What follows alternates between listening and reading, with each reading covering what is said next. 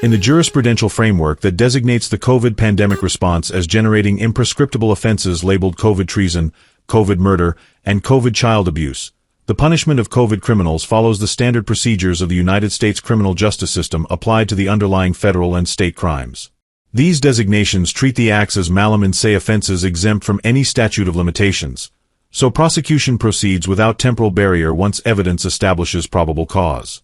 Because the framework assumes all conduct occurred openly, with public statements, policy documents, videos, mandates, enforcement records, and internal communications readily available, the investigation phase is treated as complete and self-evident. No confession or covert evidence is required. The process therefore moves directly from the gathering of existing public materials to arrest, indictment, trial, conviction, and sentencing for every participant category. The foundational steps remain uniform across all COVID criminals. Law enforcement or a special prosecutor obtains arrest warrants based on affidavits that compile the public record of policy decisions, directives, emails, congressional testimony, media appearances, and enforcement actions. Probable cause rests on the overt nature of the acts themselves. Upon arrest, the individual appears before a magistrate for initial appearance, where bail conditions are set or denied given the severity of the alleged imprescriptible offenses. A grand jury then reviews the public evidence and returns an indictment, which is virtually assured under the framework's assumption of clear documentation. Arraignment follows, with the defendant entering a plea. Pre-trial proceedings address any motions to dismiss, but the open record nature limits successful challenges. Discovery is minimal because the evidence is already public. Trial proceeds before a jury, with the prosecution presenting the documented policies, mandates, and outcomes as the overt acts satisfying the elements of each crime. Conviction leads to sentencing under federal or state guidelines calibrated to the specific offense, followed by appeals that may reach the Supreme Court on constitutional questions such as the definition of treason or the scope of radical evil harms. Punishment by participant category and specific offense. Government officials and politicians face punishment for COVID treason through centralized power exercises in mask and vaccine mandates. Conviction carries a maximum of death or life imprisonment without parole under 18 U.S.C. Section 2381, with a two-witness rule satisfied by public videos and signed executive orders. COVID murder and involuntary manslaughter charges arising from nursing home directives or foreseeable deaths from coercive policies result in life sentences or capital punishment depending on jurisdiction and malice findings. Deprivation of rights under color of law, 18 U.S.C. Section 242, yields up to 10 years per count or life if death results, applied to each documented instance of selective enforcement or job loss threats. Coercion and duress convictions add consecutive sentences of up to 20 years, while false statements, 18 U.S.C. Section 1001, carry 5 years per count. Sentencing guidelines aggregate counts across mandates and vaccinations, producing multi-decade or life terms with no parole eligibility for imprescriptible offenses. Public health officials and bureaucrats receive identical treatment for COVID treason and COVID murder tied to suppression of data and promotion of mandates. Perjury and false statements to Congress trigger up to 5 years per count, stacked with conspiracy to defraud the United States, 18 U.S.C. Section 371, which carries 5 years per overt act.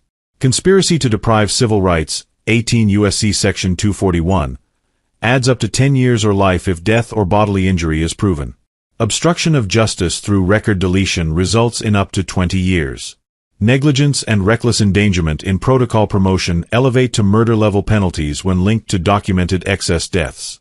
The open congressional hearings and internal emails serve as direct evidence at trial, leading to consecutive sentencing that effectively imposes life imprisonment for the cumulative harm across mask and vaccine policies. Pharmaceutical executives face fraud and wire fraud, 18 U.S.C. Section 1343, convictions for each misrepresented statement in emergency use applications and marketing, with each count carrying up to 20 years and multimillion-dollar fines. Crimes against humanity-style experimentation framing results in life sentences when treated as aggravated reckless endangerment causing widespread harm. Conspiracy and corruption charges add 10 to 20 years. Sentencing focuses on the profit motive and scale of distribution, producing terms measured in decades plus restitution orders exceeding billions. The public record of regulatory filings, internal communications, and mandate lobbying constitutes the entirety of the evidence presented to the jury. Mainstream media outlets and their executives encounter conspiracy to deprive civil rights charges for coordinated narrative enforcement, carrying up to life imprisonment where death or injury links are established. Aiding and abetting fraud and defamation-based counts add 10 to 20 years per pattern of conduct. Harassment and coercion convictions contribute consecutive terms. Because the framework treats overt broadcasts and editorial decisions as the criminal acts, the public archive of articles, broadcasts, and internal memos supplies the trial evidence, resulting in corporate dissolution remedies alongside individual prison sentences for key decision-makers. Big tech executives and platforms face identical civil rights conspiracy charges stemming from documented government coercion portals and content removal policies. First Amendment violations framed as state action offenses lead to the same penalty range as Section 241. Aiding and abetting rights violations and negligence in overriding user protections add further counts. Sentencing includes corporate breakup orders in addition to individual incarceration of up to life for the cumulative suppression across mask and vaccine information. Public subpoenas and internal policy documents form the open evidentiary record. Hospitals, medical institutions, and enforcing doctors confront medical malpractice elevated to gross negligence and battery charges, each carrying decades in prison when linked to lack of informed consent or financial incentive protocols. Fraud on government programs yields 10 to 20 years per count. COVID murder and reckless endangerment produce life sentences. Coercion through staff mandates adds consecutive terms. The CARES Act billing records, patient charts, and policy directives constitute the public evidence base, enabling straightforward jury verdicts and aggregated sentencing that removes medical licenses permanently upon conviction. Educational officials, teachers' unions, and school administrators face COVID child abuse convictions that carry life imprisonment or decades without parole in jurisdictions treating medical and coercive interventions on minors as imprescriptible. Deprivation of educational rights and negligence add 10 to 20 years. Conspiracy to implement harmful interventions and coercion through exclusion policies produce additional consecutive sentences. The public record of school board minutes, masking and vaccination directives, and documented learning loss data satisfies every element, leading to removal from office and lifetime bans on working with children.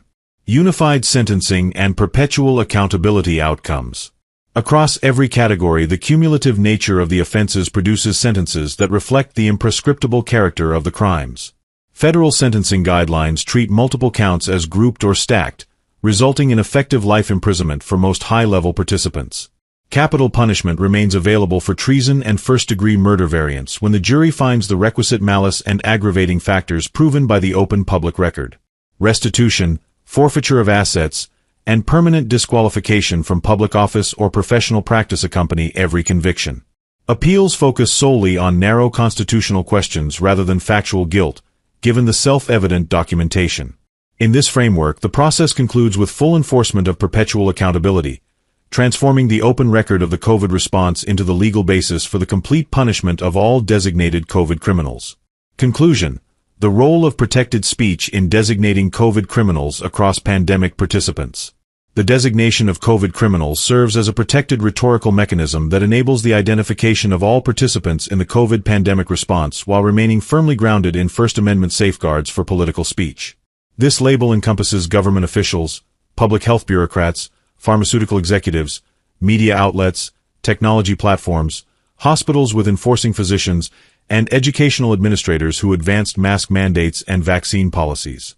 The framework integrates these designations with a comprehensive catalog of offenses, including COVID treason through unconstitutional power centralization, COVID murder through foreseeable harms and excess outcomes, COVID child abuse through interventions targeting minors, deprivation of rights under color of law, fraud, coercion, duress, negligence, conspiracy, perjury, and medical malpractice.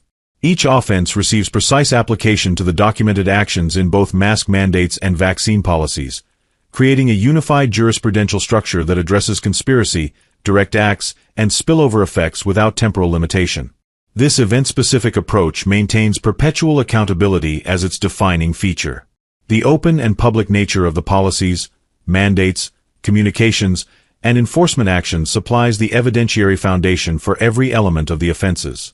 The COVID criminal designation functions as the rhetorical bridge that connects protected political criticism to the underlying imprescriptible crimes, allowing full examination of the pandemic response across all participant categories.